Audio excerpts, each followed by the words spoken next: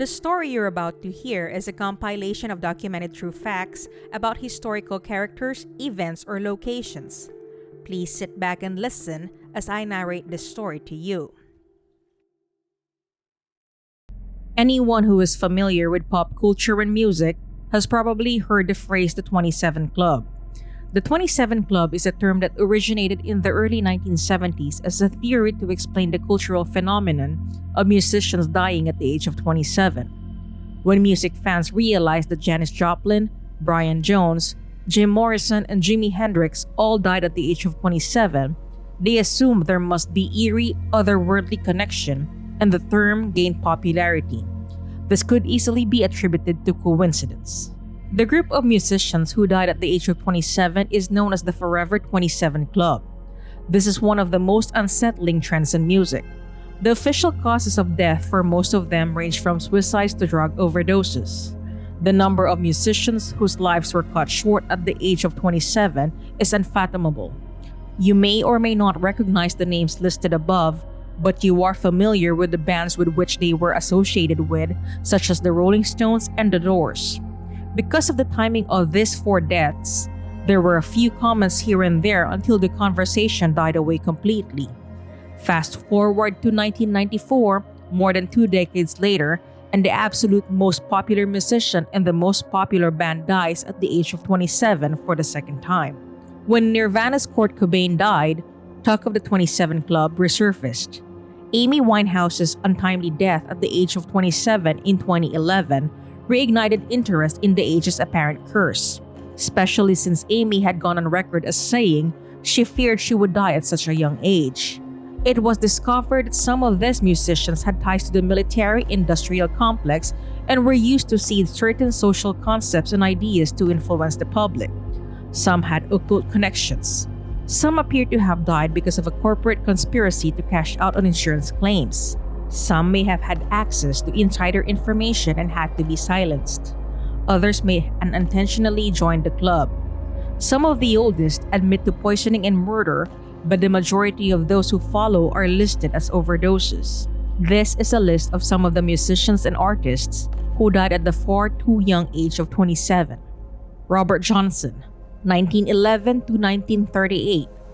Robert Johnson, a blues singer and guitarist, born 100 years ago in rural Mississippi, received little attention during his lifetime but was rediscovered in the 1960s, influencing numerous rock and roll pioneers. Legend has it that Johnson sold his soul to the devil in exchange for his mighty talent, which he displayed on street corners throughout the Mississippi Delta and in the 29 songs he recorded between 1936 and 1937. Johnson, who was famous for his love of women and whiskey, died of strychnine poisoning and pneumonia, allegedly poisoned by a lover's jealous boyfriend or husband. Many famous musicians, including Led Zeppelin, Eric Clapton, and the Rolling Stones, have cited his songs as influences. Rudy Lewis, 1936-1964.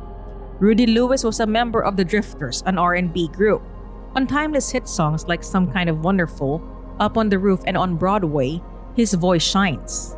On May 20, 1964, he was discovered dead in a hotel room from an apparent overdose. Brian Jones, 1942 to 1969.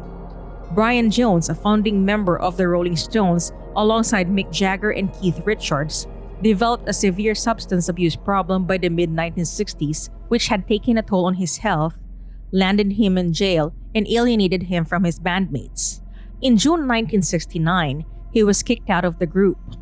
Jones was discovered dead at the bottom of his swimming pool the following month, and police reported that he drowned while under the influence of alcohol and drugs.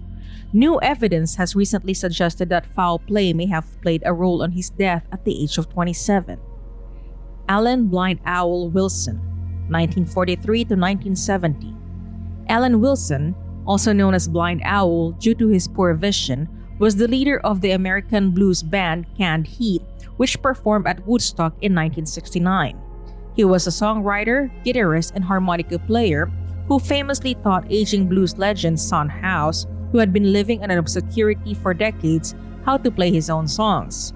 Wilson, who suffered from mental illness and had previously attempted suicide, died of a drug overdose in September 1970.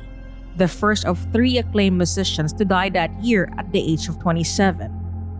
Jimi Hendrix, 1942 to 1970. Jimi Hendrix, widely regarded as one of the greatest electric guitarists of all time, revolutionized rock and roll as both an artist and a producer during his brief 4-year career, especially given how he essentially redefined how the electric guitar could be used and has continued to influence musicians ever since. He died in London after overdosing on sleeping pills. No one knows how many he took or if he was aware of the strength of the pills he was taking. They were Vesparax, a barbiturate so potent that half a pill could put you to sleep for 8 hours. He died from asphyxia caused by his own vomit. Hendrix's girlfriend claimed that he was a heavy drug user who was particularly fond of LSD. He had washed down a handful of sleeping pills with red wine before going to bed. Janice Joplin, 1943 to 1970. Janice Joplin, who was born in Texas, dominated the San Francisco music scene with her bluesy vocals and commanding stage presence, first as the lead singer of Big Brother and the Holding Company, and then as a solo artist. She was a fantastic singer. Despite numerous attempts to quit, she became increasingly addicted to heroin and alcohol as her career took off. She died of an accidental heroin overdose in October 1970, just 3 weeks after the death of fellow rock icon Jimi Hendrix and before the release of her final album, Pearl. Jim Morrison, 1943 to 1971. Jim Morrison rose to prominence as the lead singer and lyricist of The Doors. He was a poet and avid reader of philosophy. Jim Morrison was a film student at UCLA before becoming the lead singer of The Doors. That is where he met the other members of The Doors. His drinking had become a problem by 1969, causing him to be late for performances and fueling raucous onstage behavior. Morrison died of a heart attack caused by heroin overdose in July 1971 while living in Paris. It is believed that he mistook the drug for cocaine and snorted a lethal dose. Ron Pigpen Mckernan, 1945 to 1973. Ron Mckernan, also known as Pigpen, met Jerry Garcia and Bob Wire in 1964 and formed a jog band that evolved into the Grateful Dead. He was not a fan of LSD or other psychedelic drugs like his bandmates. He began drinking when he was only 12 years old, and by his 20s, he had developed cirrhosis of the liver. By 1972, his health had deteriorated to the point where he could no longer tour. His landlady discovered him dead in his apartment in Corte Madera, California. He had been dead for about 2 days when she discovered him. He died from gastrointestinal bleeding after complications from alcoholism and a rare autoimmune disease called congenital biliary cirrhosis in March 1973. Pete Ham, 1947 to 1975. As the lead singer of the 1970s rock band Badfinger, Ham helped write some of the band's best-selling songs including Baby Blue and No Matter What. He also co-wrote Without You, a #1 hit covered by Harry Nilsson and Mariah Carey. After the Beatles signed to their Apple label, Ham began working with them. The band's biggest hit was Come and Get It, with Paul McCartney in 1970. On April 27, 1975, Ham died just days before his 28th birthday. Kurt Cobain, 1967 to 1994. Kurt Cobain, an icon of the Seattle grunge scene, formed Nirvana with a friend in 1985, and the band achieved mainstream success in the early 1990s. The band that shot to fame in 1991 with their debut major label album, Nevermind. It was the first alternative rock album to be widely accepted by the general public. Many people considered Kurt to be the voice of his generation. Kurt struggled with mental illness, chronic health problems, and heroin addiction in the public eye. In April 1994, he committed suicide, leaving behind his wife, musician Courtney Love, with their baby daughter. Amy Winehouse, 1983 to 2011.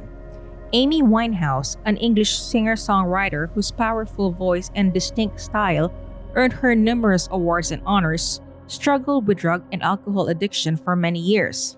Back to Black, her 2006 album, won multiple Grammy Awards and catapulted her to international fame. Her substance abuse issues were frequent tabloid fodder and inspired some of her songs, including the hit Rehab.